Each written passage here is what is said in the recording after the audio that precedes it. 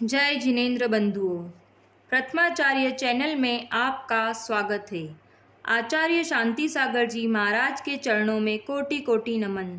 शांति सागर जी महाराज के जीवन से जुड़े रोचक प्रसंग जानने के लिए हमारे चैनल को लाइक, सब्सक्राइब तथा शेयर कर गुरु प्रभावना में सहयोगी बने। आज के वीडियो में हम सर्प के उपसर्ग के बारे में जानेंगे।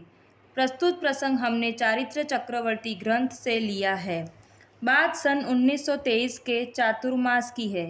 तब महाराज का चातुर्मास कन्नूर में हुआ था। इस चातुर्मास में दूर दूर से श्रावक महाराज के दर्शनों के लिए आते थे।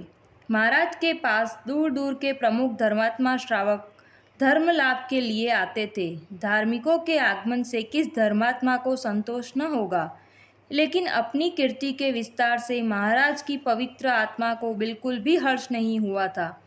वे बचपन से ही ध्यान और अध्ययन के अनुरागी रहे थे। अब प्रसिद्धि के कारण से बहुत सारे लोगों का आना जाना रहता था। इस कारण महाराज को ध्यान करने में बाधा सहज ही आ जाती थी। इसीलिए महाराज ने पहाड़ी की अपरिचित गुफा में जाकर आनंद से ध्यान करने का विचार किया और वो एक शांत गुफा में दिन की सामायिक के लिए गए और वहाँ सामायिक करने लगे। गुफा के पास में झाड़ी थी, उसमें सर्पाधिक जीवों का भी निवास था। गुरुभक्त मंडली ने देखा कि महाराज ध्यान के लिए दूसरे स्थान पर गए हैं। अब उन्होंने उनको ढूंढना प्रारंभ किया और कुछ समय के पश्चात वे उस गुफा के समीप आ गए जिसमें महाराज सामायिक में तल्लीन थे। उस समय एक सर्प झाड़ी में से निकला और गुफा के भीतर जाते हुए लोगों ने वह सांप देखा। कुछ समय बाद वह अंदर घूमकर बाहर निकलना ही चाहता था कि एक श्रावक ने गुफा के द्वार पर एक नारियल चढ़ा दिया। उसकी आहट सर्प वापस अंदर चला गया। वह महाराज के पास गया। उनके शरीर पर चढ़कर उसने उनके ध्यान में विघ्न डालने का प्रयत्न किया, लेकिन उसका महाराज पर कोई असर नहीं हुआ। वे भेद विज्ञान की विमल ज्योति द्वारा शरीर और आत्मा को भिन्न भिन्न विचारते हुए अपने को चैतन्य का पुंज सोचते थे। इसीलिए शरीर पर सर्प आया है, वह यदि दंश कर देगा तो मेरे प्राण चले जाएंगे। ये बात भी उन्हें भयभीत न कर सकी। वे पत्थर की मूर्ति की तरह स्थिर रहे। शरीर में अचलता थी और भाव मेरु के समान स्थिर थे। वे सर्प, सिंह, व्याघ्र, अग्नि आदि बाधाओं को बहुत ही तुच्छ मानते थे।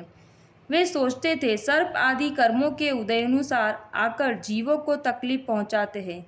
इसीलिए संकटों के मूल कारण कर्म का नाश करना चाहिए। सर्प आने पर उनका जरा भी विचलित नहीं होना उनके आत्मा की उत्कृष्ट विकास का प्रमाण है। वह अपनी आत्म ध्यान में निमग्न रहे, क्योंकि उन्होंने महान आत्मा द्वारा पालन किए जाने वाले महाव्रतों के पालन की भीष्म प्रतिज्ञा ली थी। सीता की महानता अग्नि परीक्षा से प्रकाश में आई थी। इसी तरह महाराज की विमल तपश्चर्या का प्रभाव सर्प के उपसर्ग पर विजय प्राप्त कर हुई थी। सर्पकृत उपसर्ग उन्होंने अनेक बार सहे हैं। एक दिन तारीख 23/10/1951 को पंडित सुमेरु चंद्र दिवाकर महाराज के साथ रहने वाले तपस्वी निर्ग्रंथ मुनि 108 श्री नेमी सागर जी के पास बारामती में पहुँचे और महाराज शांति सागर जी के विषय में कुछ प्रश्न पूछने लगे। उनसे ज्ञात हुआ कि वे लगभग 28 वर्ष से पूज्य श्री के आश्रय में रह रहे थे। कन्नूर में सर्पकृत उपसर्ग के बारे में उन्होंने पूछा। तब नेमी सागर जी महाराज ने कहा, कन्नूर में वैसे 700 से अधिक गुफा है, लेकिन 2 गुफा मुख्य है। महाराज प्रत्येक अष्टमी चौदस को गुफा में जाकर ध्यान करते थे। उस दिन उनका मौन रहता था। एक दिन की बात है, वे गुफा में घुसे। उनके पीछे ही एक सर्प भी गुफा में चला गया। वह बड़ा चंचल था। वह सर्प उड़ान मारने वाला था। अनेक लोगों ने यह घटना देखी थी। जब लोग महाराज के समीप पहुंचते थे तो वह सर्प उनकी जंघाओं के बीच में छुप जाता था। लोगों के दूर होते ही वह इधर उधर घूमकर उपद्रव करता था। पंडित जी ने पूछा, यह कब की बात थी? महाराज ने कहा, यह मध्याह्न की बात थी। वह सर्प 3 घंटे तक वहाँ रहा, उसके बाद चला गया। लोग यदि उसे पकड़ने का साहस करते तो इस बात का डर था कि कहीं वह क्रोधित होकर महाराज को काट न दे। इसीलिए सब किम कर्तव्य मूढ़ हो जाते थे। इसी तरह महाराज ने अपने जीवन काल में कई बार उपसर्ग सहन किए हैं और उन उपसर्गों पर विजय भी प्राप्त की है, इसीलिए उन्हें उपसर्ग विजेता भी कहा जाता है। ऐसे उपसर्ग विजयी आचार्य शांति सागर जी महाराज के चरणों में कोटि कोटि नमन। ऐसे ही रोचक प्रसंग जानने के लिए हमारे चैनल से जुड़े रहिए। जय जिनेंद्र।